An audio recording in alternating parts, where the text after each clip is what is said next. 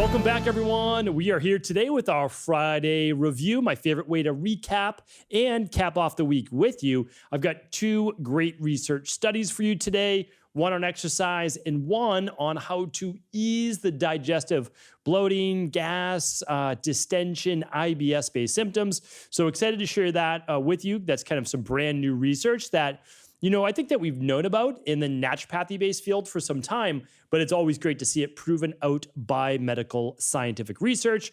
We've got our herb of the week, the number one herb for really boosting the immune system in terms of like seasonal flu, etc. So I want to bring you that. It's got a lot of great benefits because it's super high in antioxidants. But let's give you the facts on what it's best used for, and then when I use it in my practice and my family as well. I said this would be coming, but I'll just give you a sneak peek if you're watching here on video, something that you should be using in your sauna.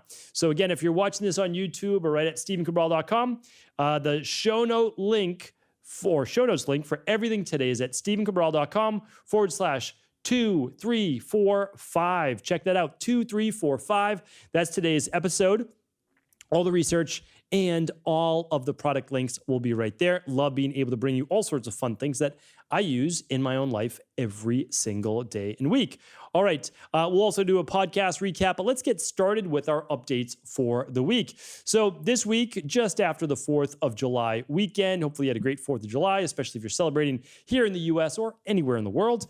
And what I wanted to share with you is like, for me at least, and a lot of other people, especially if you have kids, it's like, okay, you've got like 6 to 8 weeks before back to school. And then for just people in general, like I have a lot of friends over in Europe. They've got, 6 weeks, 8 weeks or so. It's like their summer, and especially August is their holiday. So it's really a time, I think, to just try to relax, reset, enjoy. We all know that the world's a very strange place right now in terms of economy, in terms of all sorts of politics, in terms of all sorts of health. And we just have to do our best. That's really what we can do, is we can do our best. And I would say at the same time, try to help out, your fellow human as well, right? Like you're trying to help out other individuals. Like if you're in a good spot right now, help out someone else, because maybe one day you won't be in a good spot and you'll hope for some of that reciprocity as well. So that's all I can say is I'm going to try to enjoy myself for the next 6 weeks, 8 weeks or so before we're back with the kids for school. And I've got a really busy fall travel schedule for work planned. And I only have one travel this week coming up for the summer. And can't wait to share that with you. I'm headed out west and actually bringing with me a stack of books. So I'm going to bring about 4 books that I am looking forward to catching up on. Sometimes I read on flights. Very, very rarely anymore do I like watch movies or anything like that on flights. I'm just not that. That's not me. That's not who I am. It's great if that's who you are. But I enjoy reading. I enjoy being able to write on flights, just on my computer, whether they have Wi-Fi or not. And that's it. So I enjoy that time of basically to try to catch back up. So for me, I think 4.5-hour flights or so. And that's a lot of time to be able to read and catch up. All right.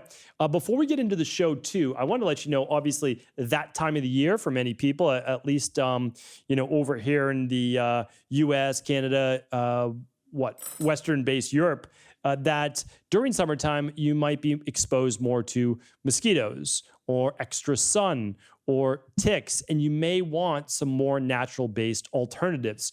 So what I've done over the years, I've done lots of podcasts on mosquito repellents that are all natural, no harmful DEET in them. I've got tick repellent recommendations for both humans and pets, and I have natural sunscreen. All of those are at StephenCabral.com/resources. That's my main resources page.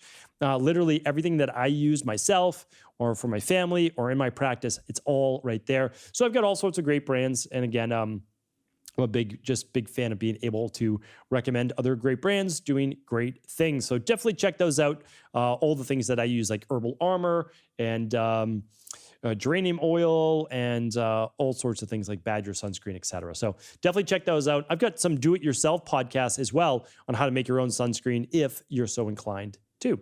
All right. And then just one more thing I want to let you know. Over the next couple weeks, we will have I call it my tome on all things hair loss, hair thinning, and regrowth.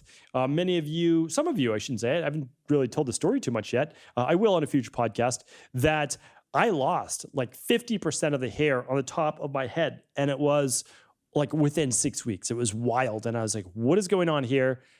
Is there a way that I can change this? And if so, I'm going to do my best. That's it. And luckily I was. And so I had already helped many clients in my practice, and I had already done the research, and I just dove back in and it's like, is there more we can do? Is there anything else? Is there anything more cutting edge? And I wrote I don't usually write a lot of articles. I typically do podcasts, but I wanted this one to be almost like a research based one that you could just refer back to and share it with other people, because some people just like to scan. And I said, great, these are all the things that I do. These are all the things I did. This is what I've used in my practice. And here are the results. So that's coming. Stay tuned. I will announce it on a Friday Review podcast next couple weeks. All right. What's going on over at Equalife? Well, over at Equalife right now, you can get yourself a free bottle of gluten and dairy support on all qualifying orders. That is absolutely by popular demand for summer. A lot of times we're eating a little bit more wheat or gluten or bread or pizza, things like that, as well as cheese and all sorts of ice cream or dairy. You'll definitely be wanting to take 1 or 2 of these every time you have those foods, because it will help with that bloating, gas, and distension from the gluten and from the different dairy-based sugars as well. So definitely check that out. That's a great one. And also it's great to help with breaking down vegan-based proteins, which are healthier, meaning like than your gluten and dairy, such as your beans or your lentils or your chickpeas, etc. All right, so definitely check that out. Go to StephenCabral.com/shop. Podcast recap for the week. On Monday, we had a fun show, How to Master Anything with Volume-Based Thinking. This is basically my philosophy over the last 20 years. And it's why I don't feel bad about not being good at something when I first try it. Like, that's basically it. So definitely check out that show, and it will really walk you through the steps of looking to master and achieve anything that you're looking for in life, if it means enough to you. On Tuesday's show was the ApoE, right? So a lot of people talking about ApoE 4 or 2 or 3. I talk about all those in the podcast and share how a specific blood type leaves you about 9 to 12 times more likely to get Alzheimer's. However, if you know that you're more likely, you also know what you can do to prevent it, and you can. All right. Wednesday's show was the 4 PCOS subtypes. It's brand new research, and I wanted to make sure that, if you're being labeled 1 out of 10 women have PCOS, it might even be 1 out of 5, believe it or not. And what I want you to say is, if you hear one of these labels, you'll now understand what it means. Definitely check that out. And then yesterday's show was the real problem, in our world right now. And when we talk about like the truth about nutritional supplements, the truth about whole food diets, I just give you an unbiased look. A lot of research that I did. This was like 40 hours of research, and that I personally did. And this is that was titled Overfed Yet Undernourished. So you can check all these out at StephenCabral.com/podcasts. And they are all 2341, 2342, 2343, and 2344, with today's show being episode 2345. All right, let's get into our herb of the week before we get into our fun product review. So herb of the week is going to be none other than elderberry.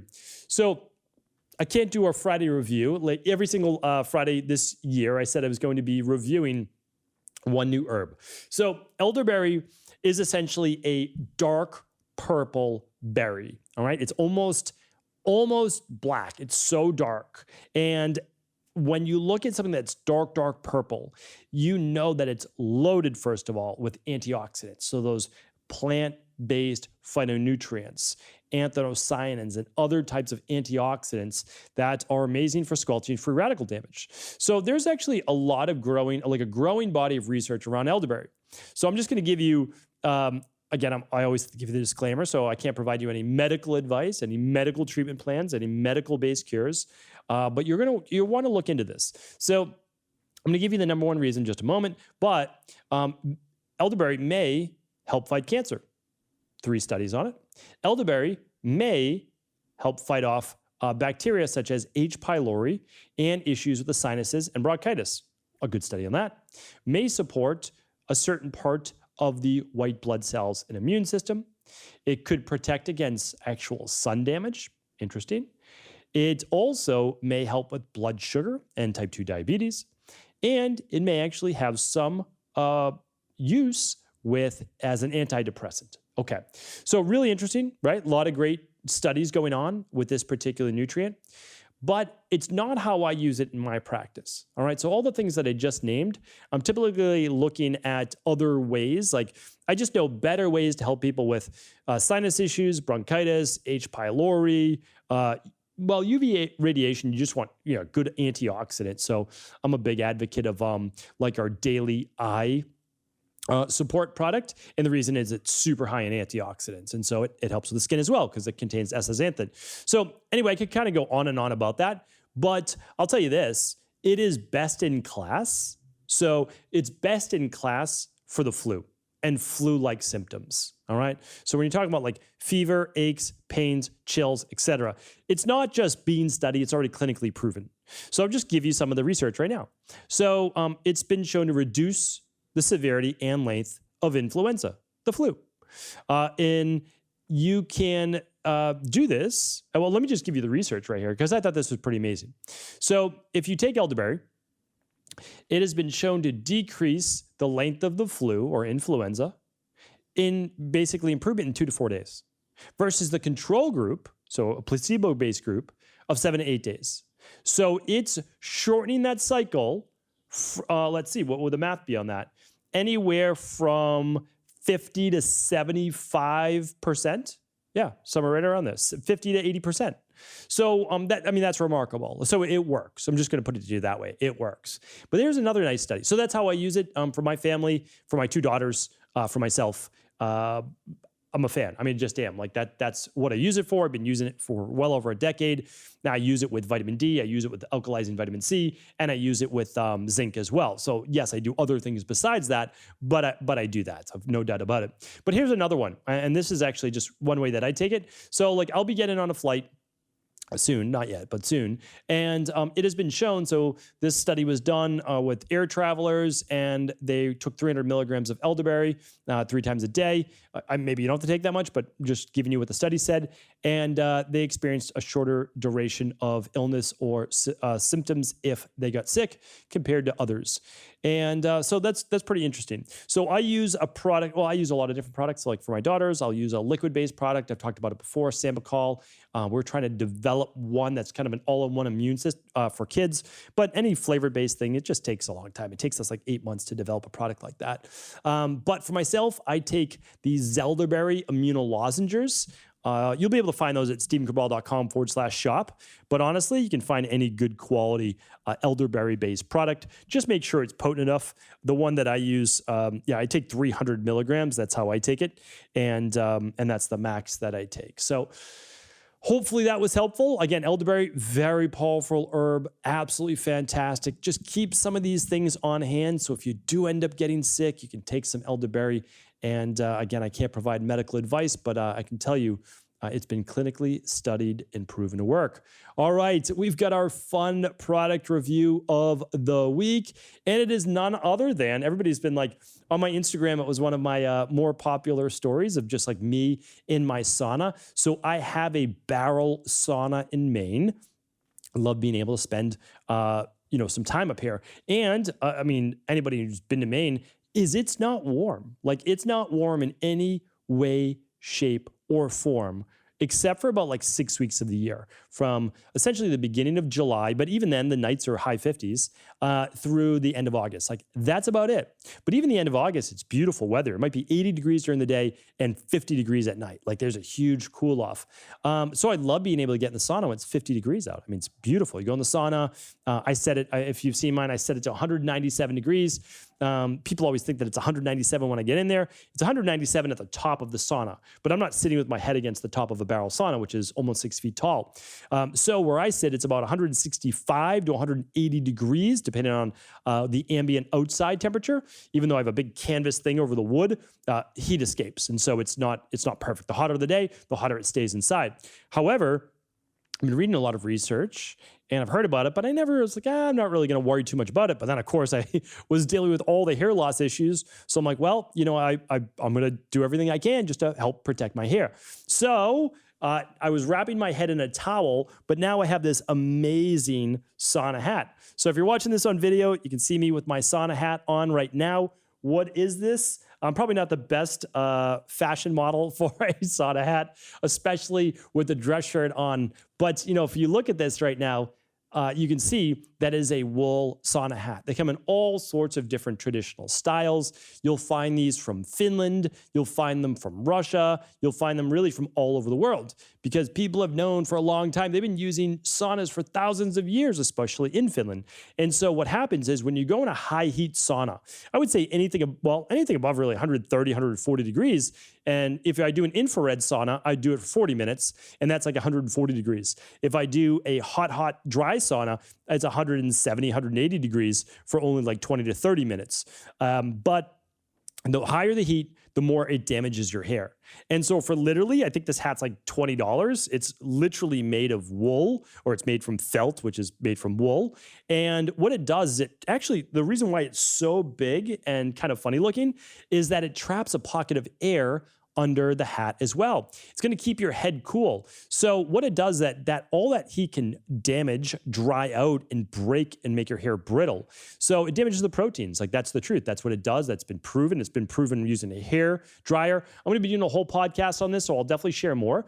But these hats will actually keep your head cool. The other thing they do is it actually allows you, if you're someone that gets dizzy or lightheaded from the heat, it will keep your head cooler. Now you might say, well, I want my body to get hot and sweat. Believe me, you will sweat. So you still sweat. It's just the top of your head will stay cool. I actually feel it a little bit cool now just with this hat on myself.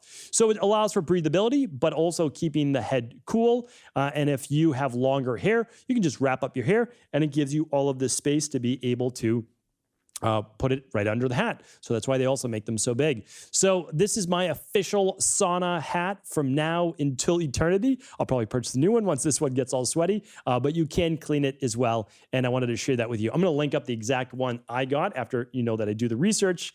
I'll link this up, right online as well. I'm sure it'll be some link to some fun company, and you'll be able to find it. But of course, if you ever can't get it in your country, easy, you can just look at exactly what it's made from, the different benefits, and I'm sure you could find one as well that's applicable for you. Inexpensive, and it will save your hair. So, but if not, again, if you can't get a sauna hat, definitely wrap your hair up in a towel, or like I was doing the last few weeks, I just put a towel over my head. All right, so that is that with our product review of the week. Always a fun one. I think I'll keep my hat on for the rest of the episode. And we're going to bring over some new research. So this one I've been holding for a while. It's new research, but I've been holding this for a while. I don't know if I shared it with you. I couldn't find it, so I just want to say, listen, whether you saw it or not, I think this is important because we do a lot of private Facebook groups for different companies and different organizations and different podcasts. We just try to be able to answer people's questions. Like it's my biggest goal in life is to teach and just to share. And so we do all of these things for free, complimentary, because it's what we want to do. Like that's our mission. So I don't know if I shared this one, but the reason why I brought that up about the Facebook groups is like the number one thing people want help with is digestive issues. It always seems to be number one. And a lot of it is around abdominal bloating and gas. And so, hopefully you've been listening to the podcast long enough, you know that we recommend running the gut bundle. You can find that at stevencabral.com/labs. You'll figure out everything that's wrong with your gut. All right, so gut bundles first, then you may need to do the ParaPro support, or you may need to do the CBO protocol and the CBO finisher, maybe, okay? But then some people, it's maybe like 1 out of 100, they may still have symptoms, and that's rare, 1 out of 100. But what else is there left? Well, a lot of it has to do with this poor bowel motility, this long-term anxiety and stress of the mind, so your psychology affecting your physiology through that vagus nerve. So one thing they've found to be helpful, and we, again, as naturopaths, we've known this for a long time. And this is why, again, I love that people, I was there myself. So in my 20s, I want to heal everything. I was an idealist just through food alone. I totally get it. But you have to understand, we were given herbs from nature to be able to use as natural medicine. We've known that. We've known that forever. And literally, you can find all sorts of different, not just mummified bodies, but you can find all sorts of people that are hundreds of thousands of years old that they found, whether frozen in ice or whatever it might be. And you can see that they literally have herbs on them.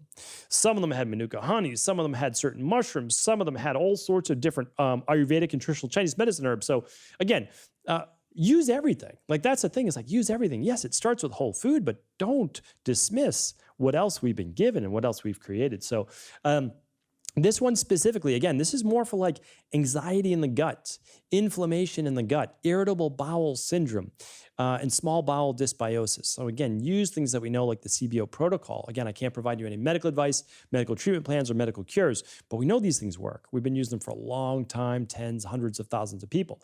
So 2 herbs though. 2 herbs. I'm going to give you the whole paper. It's not that bad to read. Sometimes I always tell you if like, this is kind of like in the weeds. If you have a background in health, this is a very approachable paper. And so I'm going to link it up for you, the whole paper, 7 pages, and then like it has like, 30 something citations. How many citations? No, 54.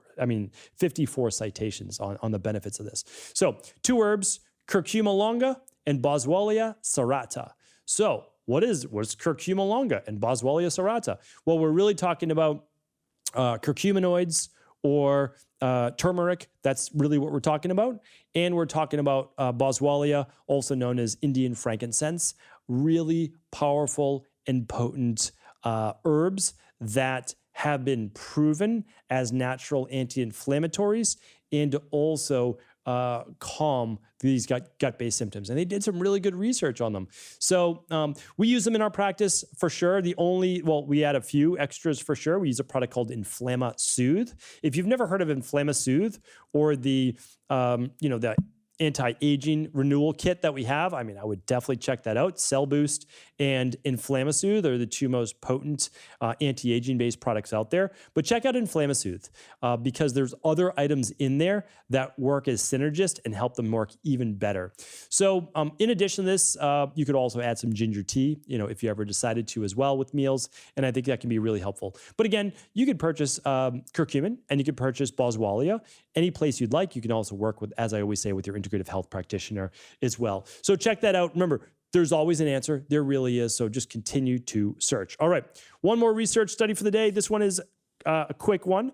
And is that a lot of women during pregnancy, they often go easier on their exercise, or they sometimes even stop. And what I would share with you is that I don't think that you should do high intensity interval training while pregnant. However, I just want to share with you how important exercise is while pregnant, and everything that you do, your nutrition, your exercise, your movement, your mood, your mind, your cortisol production, they all affect the unborn child. So let me just give you this high-level study. Exercising during pregnancy might stave off diabetes in children later. Recent study. This was done out of the University of Virginia School of Medicine in Charlotte, and it's published in the Journal of Applied Physiology. All right. So female, this is a mice-based study. Yes, I know that we need to bring it towards women, but every study basically is done with mice first. And I think that we can still, because we basically have mice that have the same DNA. So anyway, I digress on that. But female mice that were fed a high-fat diet and exercised during pregnancy were less likely to pass on obesity-linked genes, including diabetes and other metabolic diseases, to their offspring. More research is needed to see if the same is true for humans, but it looks promising. So basically, we need the exercise in order to better metabolize all sorts of different, not just glucose and carbohydrates, but also proteins as well, because proteins can break down and be utilized as glucose in the body whenever there's a shortage of glucose or carbohydrates as well. So really important. I just think exercise is one of the fundamental, I would say fundamental lifestyle factors that could change the world, and we drastically overlook it. Because you can get away with so much more with your nutrition and even sleep and even supplements and all these things if your exercise is where it should be. Not overdoing it, not underdoing it, but actually it helps benefit the immune system and so much more. So definitely something that I think we should all look into, especially as maybe we're kind of planning out or later summer or even fall-based routine. Is hey, make this the year, if you haven't already, dedicating yourself 3 to 4 times a week to exercising. Doesn't mean you have to go to a gym, but let's get out there. Let's start moving the body. We can always start with working and then working up to some resistance-based training. Hopefully today's show was helpful. Thank you so much for joining me here on the Cabral Concept. Have an amazing weekend, and I'll be back tomorrow with our Cabral House Calls.